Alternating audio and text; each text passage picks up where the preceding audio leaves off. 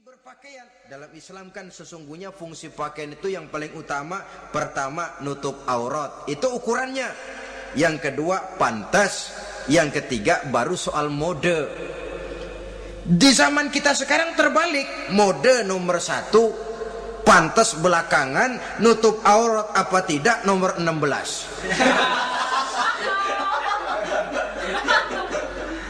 Kalau sudah mode, kita kekurangan pertimbangan. Ini buat saya pantas apa tidak, ini menutup aurat apa tidak. Kita balik. Padahal fungsi berpakaian dalam Islam tujuan utamanya pertama nutup aurat. Biar modenya mutaakhir, ciptaan Pierre Cardin sekalipun, kalau memang tidak nutup aurat, ya hukumnya masih belum berpakaian. Atau juga ukuran yang kedua, pantas. Yang orang lain pantas kita pakai, belum tentu kita pantas. Kita kadang-kadang kehilangan pertimbangan. Lihat iklan bintang film memakai pakaian yang begini bagus, lalu kita pakai saja. Ya tentu namanya bintang film.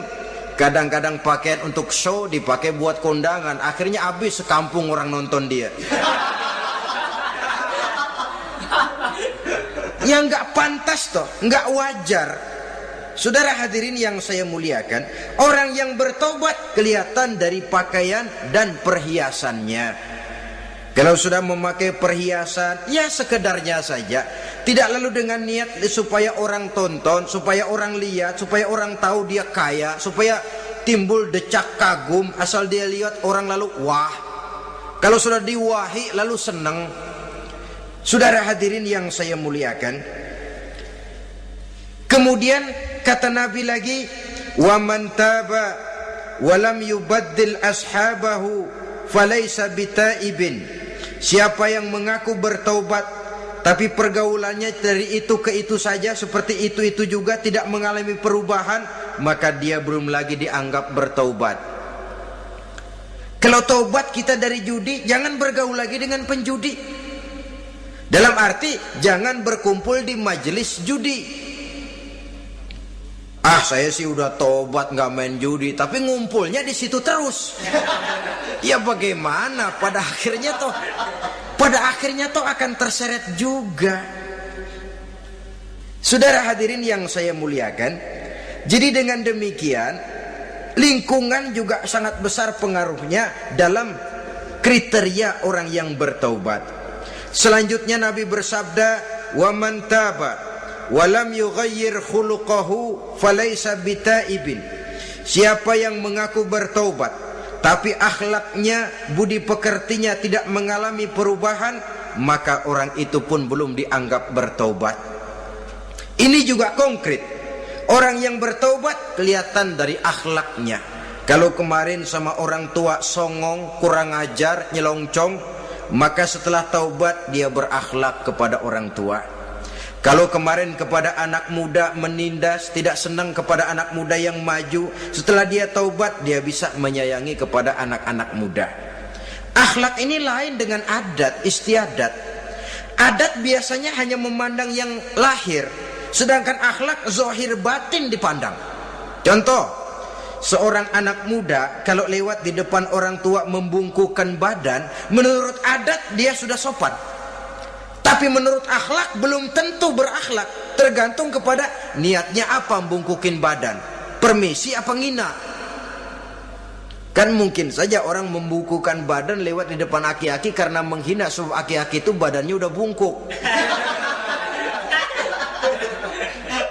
Jadi gerakan zahir yang baik yang diiringi dengan niat yang baik, itulah cerminan daripada akhlak. Kalau adat terlepas dari soal niat, asal zahirnya sudah oke, menurut adat oke, dia beradat. Niatnya apa? Adat tidak pernah menilai. Maka orang yang bertaubat pun kelihatan dari akhlaknya, dan akhlak itu adalah keseluruhan tingkah hidup manusia.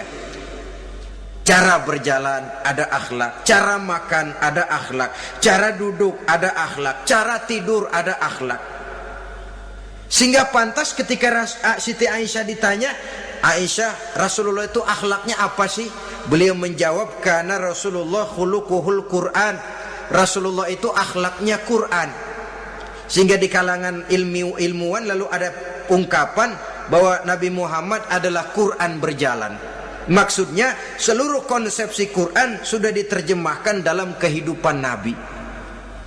Maka tidak heran kalau Islam mengatur kehidupan manusia sejak yang sekecil-kecilnya sampai yang sebesar-besarnya. Cara berpakaian ada akhlaknya, kan begitu toh dalam Islam. Saudara diri di depan kaca, ngaca, ada akhlaknya, ada bacaannya. Allahumma kama hassanta khalqi fahassin khuluqi. Sampai saudara masuk ke dalam WC sekalipun ada akhlaknya. Karena akhlak adalah keseluruhan gerak hidup manusia. Orang yang bertobat kelihatan dari perubahan akhlaknya. Kemudian beliau bersabda, wa man taba walam yatwi firashahu wa bisatahu falaysa bitaibin. Siapa orang yang mengaku bertaubat tetapi dia tidak menggulung tempat tidur dan spraynya, maka dia belum dianggap bertaubat. Ini bahasa kinayah. Menggulung spray, melipat tempat tidur artinya lebih banyak ibadahnya daripada tidurnya. Kalau ngaku taubat tapi sehari 24 jam, 22 jam tidur, cuma 2 jam ibadah, ya belum mencapai kriteria itu. Dengan kata lain, orang apabila sudah memproklamirkan diri untuk taubat, menyingsingkan lengan baju, melipat spray, menggulung tempat tidur. Bukan berarti dia tidak tidur-tidur, tetapi bersiap diri untuk melaksanakan ibadah yang pada saat dia terjebak dalam dosa sudah banyak ibadah yang ditinggalkannya. Saudara-saudara kaum muslimin rahimakumullah.